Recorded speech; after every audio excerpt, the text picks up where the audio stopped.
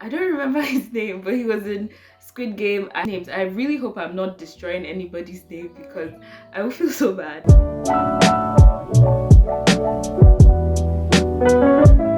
Hi, spicy people. Welcome back to my channel, or welcome if you haven't been here before. In today's video, I'm going to be sharing the best books that I've read so far in 2022. I've always been quite a voracious reader since I was little. I've had quite a bit of time because of the strike to be able to read some of the books that I've been wanting to read, and I just wanted to share some of the best ones that I've read so far. Not to say that the others are not great or the others are not well written or beautiful, just that these 4 books have stuck with me. I think 4 or 5 have stuck with me, and I wanted to share them with you guys, and I hope that maybe one of you guys would pick up one of these books and read, because they are very good books, like I said. So without further ado, let's get into it.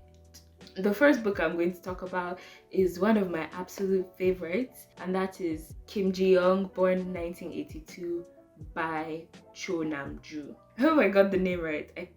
I'm sure I did. Cho Nam-ju.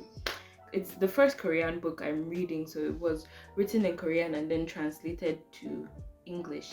And as somebody who consumes a lot of K-media, like I watch K-dramas and I listen to K-pop, I really liked what this book did in terms of what I like to call it de-romanticizing Korea. I think it showed different sides of Korean life that isn't normally portrayed in popular movies or popular dramas. I don't know how to explain it unless maybe you also consume Korean media, but there's just this general like, ooh, wow type factor, and everything is so pretty. But this book gave like the nitty gritty and exposed the readers to sides of South Korea that they had never even thought were real. And it just showed like everywhere is the same, no matter where you are or what country. Maybe not the same in every sense, but there are similarities. There are bad things that happen in every country, and that's just how life is. For me, the thing that even stuck out to me most in the book that was kind of shocking was the fact that Korea was recently one of the worst places for women to work. I also like how the author, she's talking about like a social issue in the book. She always has like is it called citations? Like she always cites where she gets like her information from, just so that you know that she's not presenting you with any fake facts. It's always in the footnotes, and I like that a lot. So now into the story of the book. It is about a young woman, Kim Ji-young, and she is suffering from postpartum depression. I don't know if that's a spoiler. I don't really remember if it was like a huge wow, she has postpartum depression thing, but that's basically what it is. And she's also turning into like other women from her life, just people she's met, her sister, her mom, her friend. The book is so beautifully written and incredibly immersive. Like even if you haven't been to any of the places that the author is describing, or you haven't like lived any of these experiences, the way she writes it paints like a very vivid picture. And I love when books are able to carry me from where I am sitting reading the book and make me see like all these new places, and just from my imagination. I love that about the book. Like I said, beautifully written. There's also a movie adaptation of the book starring, I don't remember his name, but he was in Squid Game. I haven't watched Squid Game, and so I don't really know who he was in Squid Game, but I think everybody is currently in love with him. I don't know, but I think so. Yeah, in my opinion, the movie adaptation does not live up to the book, because it never does. And yeah, there are a bit of contradictions in the movie, but it was okay in my opinion. I watched it right after reading the book, and I'm glad I didn't watch the movie first. But the book is incredible. If you like type of like slice of life like normal but not normal, like where there's just like normal people living their everyday lives and something strange happens and it's not really like a fantasy world or stuff like that, like just regular everyday life with a little bit of spice in it. If you like books like that, then you should check this one out. The second book on my list is In My Dreams I Hold a Knife by Ashley Winstead. It's a murder mystery, like thriller type of book. It's very interesting. It has all the turns and all the jump scares, and it was beautifully written. And with all the twists and like everything that was happening, you would be on the edge of your seat because there is always an unanswered question when you think the questions are answered. I don't even know how to describe the story of the book without giving too much away. So I'll just read the synopsis from Google. A college reunion turns dark and deadly in this chilling and propulsive suspense novel about six friends, one unsolved murder, and the dark secrets they've been hiding from each other and themselves from a decade. So that's all I'm going to say. Like I said, this book is highly interesting, and if you like psychological thrillers, I highly recommend this book. The third book I would like to talk about is one that was very popular on TikTok. All the book talk girlies, everybody was reading it, and that is The Kiss Quotient by Helen Huang. I'm not a very big fan of romance novels. I haven't really read any since the Wattpad era of my life, but this book kind of took me back because the story was similar, just elevated and had more sense. It is the story of an autistic woman who is very successful in like the financial industry place where she works. Like, she's very successful, she makes a lot of money, and her parents have been pressuring her to get married and settle down and have babies. And she meets this guy who is Vietnamese American, and he is an escort. So he's not exactly who her parents would have wanted for her, but she falls for him basically. I mean, it's very obvious in the book, so it's not even a spoiler. And yeah, that's just what happens in the book. And one of my favorite things about this book, or rather my most favorite thing about this book, aside from how well it was written and how beautiful it was, the story, I like the fact that the characters were autistic and Vietnamese. Because how many romance books can you say you've read that had like the two main characters, one being a person of color and one being someone with autism or anything like that? I just think it was very refreshing to see different kinds of characters that I've never seen in romance literature that I've never seen in romance books before, and I really like that. If you like romance, I mean, I wasn't really a romance person, so but this book was okay. It wasn't overly romantic, so it was fine. Next up we have Iron Widow by I can't pronounce her name, so I'm just going to write it. She wrote Iron Widow, and this book is phenomenal, like mind-blowingly good. I've seen bad reviews on it. Like, I was on Goodreads yesterday and somebody had like a very long bad review about this book. Do not listen to them. Don't go on Goodreads. Don't listen to this person. I disagree. I highly disagree. Don't listen to that person. Do not go on Goodreads. I love the book so much. I don't care what that person says. That is their own opinion, okay? I love the book very much. I read it and I didn't want it to end from the very beginning. It was set in like a dystopian, Hunger Games-esque, old-timey China. Those are the only words that I can use to describe like the setting of the book. And in this China, the country is getting attacked by these alien type bugs. That's the only word I can use. They're like mech bugs, and these mech bugs things. They live beyond the Great Wall. So in order to defeat them, essentially, the soldier pilots have to enter these other huge mech things called these huge mech things called chrysalises, chrysalises, chrysalis.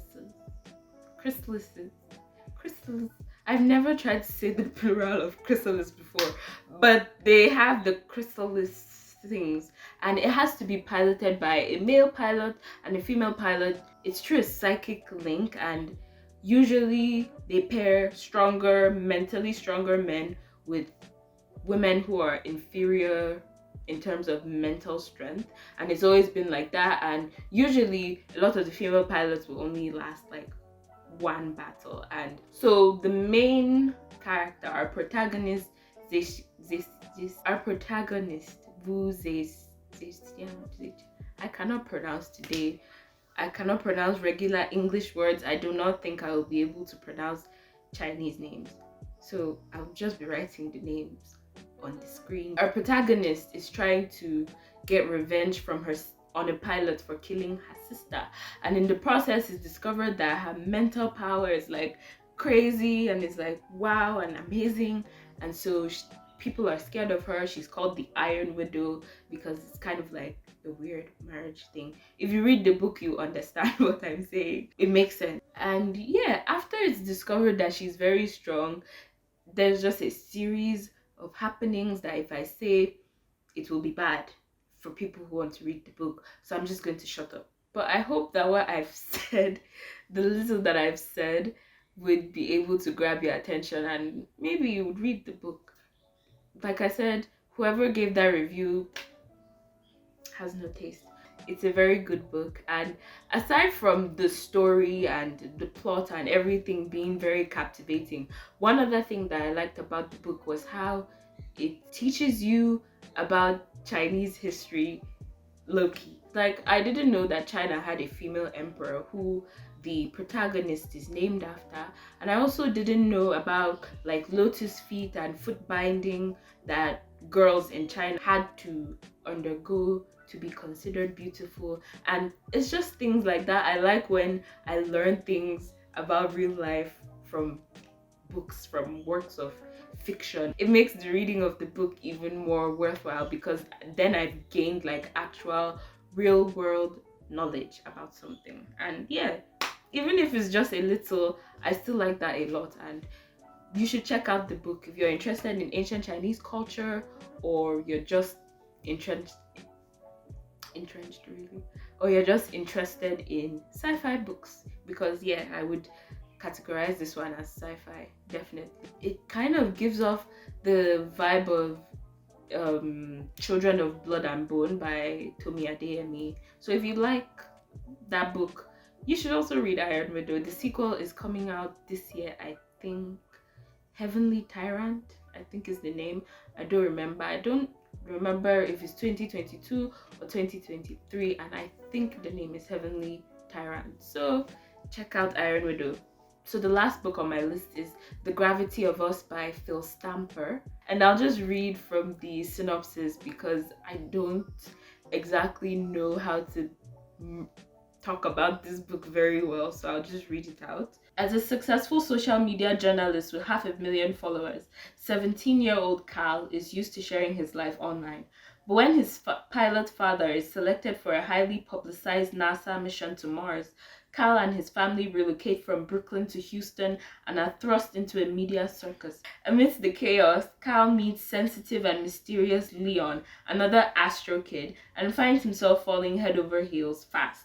As the frenzy around the mission grows, so does their connection. But when secrets about the program are uncovered, Carl must find a way to reveal the truth without hurting the people most important to him. So this is also a romance read, and one thing I really enjoy about this book is that it presents romance in like a very innocent way, not like teen dramas these days. And it reminds me of Heartstopper, which is a show that I love with all my heart. I love Heartstopper so much, and this book reminds me of it in that way. It's just a very pure first love book, and I really like it. Also, the book kind of like had two plots going on at the same time. So there was the romance, and then there was the whole thing about the NASA mission. And I found myself actually kind of more invested in, oh, is the mission to Mars going to be successful? I was more for that story than the romance story, but all in all, it was okay with having the romance there. Like I said, I like that type of innocent romance books. The book was very nice, very well written, and I think it's Phil Stamper's first book. So that's it for the books that I have read. Currently, I am reading On Earth We Are Briefly Gorgeous by Dustin Vuong. So I just realized that I said Dustin Vuong instead of Ocean Vuong, confusing the author with one of my favorite YouTubers. I'm so sorry. It is my first time reading non-fiction and actually enjoying it. So there's something special about this book. It's written as a letter, kind of, from the author to their mother, and it just documents things from their life, from both of their lives, and even the author's grandmother's life, growing up in Vietnam, meeting the father of the author's mother, and like different experiences that they had in Vietnam before they went and immigrated to the US. The book is also beautifully written. I'm halfway done with the book, and it's one of those books that you read slowly because there's a lot for you to think about, but also because I do not want the book to end. The book is so beautifully written, and one thing I didn't expect in the book was like similarities between the way the author was raised and with Nigerian upbringing too. I didn't expect to read some things that maybe the author's mother would say or grandmother would say and be like, oh, well, my parents have said that before. And it's nice to see similarities between two cultures that are on seemingly opposite sides of the world. I really like that about this book. I really like this book, and I will continue to take my time. I do not care when I finish this book or when I read another book again. I just want to take my time with this one and really understand everything that the author is saying, because it is such a beautiful book. So that is it for today's video. I hope you enjoyed it as much as I did making it. This has been one of my favorite videos to write, to plan, to film, and I hope you enjoyed it. If you liked it, feel free to like the video. It's free. Subscribe, it's also free. And if you're interested in any of the books, do check them out, because that's why I made this video. And also on my Instagram, I have a highlight where I drop like tiny reviews of books from my stories and like what I'm currently reading. Sometimes I would put screenshots from the books there. It's called Books That I F With, and it's on my Instagram, which is the same name as my channel. Thank you for watching, and I will see you in my next video. Bye!